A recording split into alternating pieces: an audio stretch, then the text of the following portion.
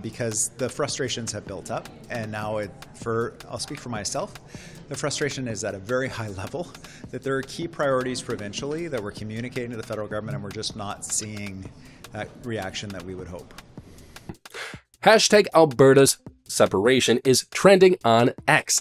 Have a look at this tweet. See right here, the Alberta Prosperity Project already has 100,000 signatures on a commitment to vote yes on a referendum on Alberta's separation. I take that seriously, and I hope that the federal government takes that seriously. The unthinkable is happening. Western Canada has officially reached its breaking point with Ottawa's economic exploitation. Multiple provinces are now coordinating separation plans that could literally tear this country apart within the next 2 years. It strikes me that the program is broken. Next big thing that we want to send a message to the rest of Canada about is this. You can't do nation building without the First Nations of this land. What I'm about to reveal shows just how close we are to witnessing the complete disintegration of Canada as we know it. The new question is the Yukon, that forgotten northern territory that Ottawa treats like it never even existed as they look south to Alberta's rebellion. Will they also decide that their future lies also outside of Confederation? In a shocking development that nobody saw coming, Yukon Territory has become the surprise addition to the Western separation movement. The territory is now exploring joining the broader WEXIT program as part of a Western Canadian Confederation that would include British Columbia, Alberta, Saskatchewan, and Manitoba, plus the Northern Territories. Yukon's decision transforms WEXIT from a purely provincial movement into a comprehensive Western and Northern Canadian independence coalition. This new alliance would control vast resource wealth and strategic Arctic territory, making the potential confederation economically viable and geographically coherent in ways that individual provincial separation could never achieve. The party says Albertans deserve clarity on their future, and delaying this decision only deepens the challenges we face. Breaking news from Quebec has completely blindsided political observers across the nation. In an unprecedented move, Quebec's leadership has announced they are working alongside Alberta to pursue complete separation from Canada. This alliance represents a seismic shift in Canadian politics that changes everything. On several occasions, I hear Alberta speaking, and I'm just, okay, I actually think the same. Working together to separate. The leader of the Parti Québécois here in Alberta on ways our province can work with Quebec on leaving Canada. The Quebec leader's announcement on Thursday that he is collaborating with Alberta in separation efforts has sent shockwaves through Ottawa. While 84% of Quebecers believe independence for their own province remains unlikely, there's growing sentiment among Quebec political circles that Western separation might actually serve their strategic interests. We don't shut the gate. This is not true. We are lowering our goals, our scenarios. Quebec's calculation here is politically brilliant. With 45% of French-speaking Quebecers still supporting independence, they're viewing Western separation as a potential pathway to reshape Canadian federalism entirely. If Alberta and Saskatchewan leave, Quebec suddenly becomes the dominant force in what remains of Canada, essentially achieving the political leverage they've sought for decades without the complications of their own referendum. They are going to do a constitutional lens test on it, so I'll just leave the court to go through their process. Alberta has transformed from making threats to building serious political machinery for departure. Premier Danielle Smith's government has systematically removed every bureaucratic obstacle through Bill 54, which lowered the referendum threshold from 600,000 signatures to just 177,000. The Alberta Prosperity Project has completely obliterated these requirements, collecting over 250,000 signatures when they only needed 177,000. They are going to do a constitutional lens test on it, so I'll just leave the court to go through their process. Smith has committed to placing the separation question directly on the 2026 provincial referendum ballot. The referendum question cuts straight to constitutional bedrock. Do you agree that the province of Alberta should become a sovereign country and cease to be a province of Canada? Yes or no? This isn't symbolic. It's a constitutional deadline that puts enormous pressure on federal politicians. $600 billion in the last 40 or 50 years that have been taken out of this province. The numbers driving Alberta's frustration are staggering. The province generates 4.2 million barrels of oil daily. contributing 14% of Canada's entire economic output, using just 11% of the population. Yet Alberta has sent $250 billion more to Ottawa than it received back over the past decade, a $250 billion wealth transfer that would make any region question their political arrangements. What makes Smith's strategy particularly devastating for Ottawa is her systematic documentation of federal interference in provincial jurisdiction. The Premier has watched Ottawa cancel billion-dollar pipeline projects like Northern Gateway and Energy East, while simultaneously collecting massive tax revenues from the resources those projects would transport. This creates a devastating cycle where Alberta generates wealth that Ottawa redistributes to other provinces while blocking the very infrastructure needed to maximize that wealth creation. It is siphoned out of our system to go to Ottawa so that it can be spent mostly in Quebec, but also in other places that vote Liberal. We have been watching this for years. Smith's frustration with the equalization payment system has become her primary evidence of federal abuse. Alberta contributes billions annually to a system that sends over $13 billion to Quebec, the same province that actively opposes Alberta's pipeline development through environmental lawsuits and political lobbying. This forces Alberta taxpayers to subsidize the very provinces that sabotage their economic development.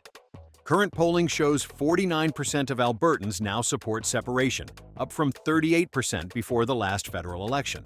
Among Conservative Party supporters, a staggering 65% back independence. These aren't fringe numbers anymore. This represents a substantial political movement with real staying power. And, those feelings of alienation are a response to the policies that have been put in place. Saskatchewan Premier Scott Moe officially opposes separation, but his government has quietly aligned provincial referendum laws with Alberta's playbook. The province's Referendum and Plebiscite Act now requires 60% support and 50% turnout for binding results, establishing legal mechanisms that separatist movements can exploit. Make sure to subscribe and hit that notification bell right now, because what happens next in this constitutional crisis will completely reshape North America. You won't want to miss these explosive updates that mainstream media is completely ignoring. Saskatchewan's economic grievances mirror Alberta's fiscal frustrations, but with agricultural dimensions that make federal interference even more devastating. The province dominates global wheat, potash, and uranium exports, with most production heading directly to international markets, rather than Eastern Canadian destinations. Yet federal policies could cost Saskatchewan's economy $111 billion by 2035, according to provincial analysis. I'm frustrated with the unconsulted decisions that have come from Ottawa for the last period of time. Should that change? Moe has become increasingly aggressive in challenging federal authority, publishing a comprehensive list of federal policy changes demanded for resetting the relationship with Ottawa. This reads more like an ultimatum than a negotiation request. The Premier has joined the New West Partnership Trade Agreement, demonstrating how Western provinces can cooperate economically without Ottawa's involvement. Premier David Eby has made a remarkable strategic shift toward greater independence from federal oversight. He's actively pursuing international partnerships with Japan, South Korea, and Malaysia that bypass federal trade policies, while supporting Alberta's Energy Corridor initiative without requiring federal subsidies. For a meeting with the Prime Minister, an array of issues. Since I came into being the Premier, it's been a couple years now, and we haven't had that meeting. BC's fiscal relationship with Ottawa mirrors the exploitation experienced by other Western provinces. The province sends $26 billion annually to federal coffers, while receiving only $18 billion in return, an $8 billion annual deficit that could fund provincial infrastructure improvements if BC retained control over its revenues. Eby has restructured BC's approach to major resource development, demanding private financing without taxpayer subsidies, while streamlining provincial approvals. This eliminates federal involvement while accelerating development timelines, proving provinces can deliver billion-dollar projects faster and cheaper than federal programs. Working the way it's intended, that it's no longer about services, it's about something else entirely. And it was the federal government's decision to put it in the Constitution.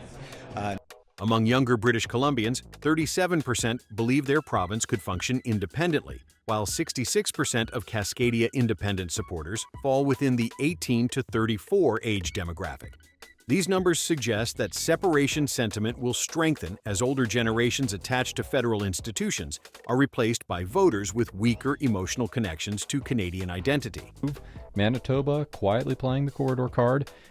Manitoba represents the ultimate test case for Western solidarity. The Western Canada Party advocates for a 4-province confederation, including British Columbia, Alberta, Saskatchewan, and Manitoba, plus territories. This would create a resource-rich nation stretching from Pacific coastlines to prairie heartlands.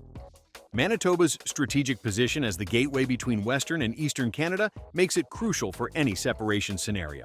The province controls significant hydroelectric capacity and serves as a vital transportation corridor.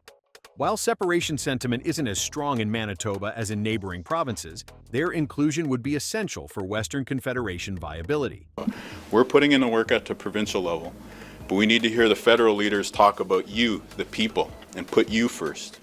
Manitoba faces similar federal interference patterns in agricultural and mining sectors, with carbon pricing policies and environmental regulations that harm resource development, while equalization formulas redistribute the province's wealth to less productive regions. If these Western provinces follow through on separation, the economic devastation for what remains of Canada would be catastrophic beyond anything Ottawa publicly acknowledges.